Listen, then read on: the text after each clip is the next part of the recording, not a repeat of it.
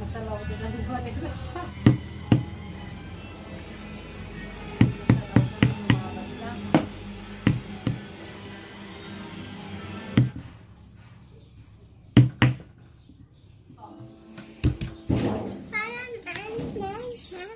Ayun kagdigusan.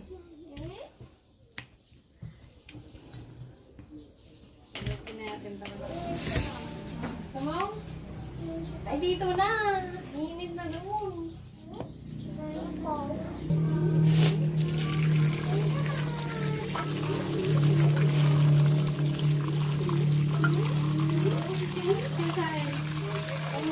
Kaya dito sa pinagprituhan ilagay yung daludan.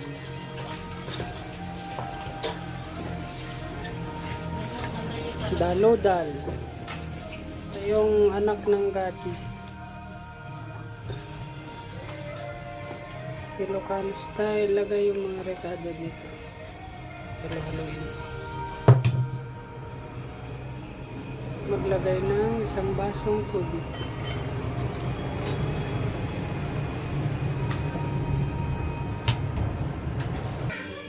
Tapos, maglagay ng bagoong ginamos, 3 scoop, 3 sandok.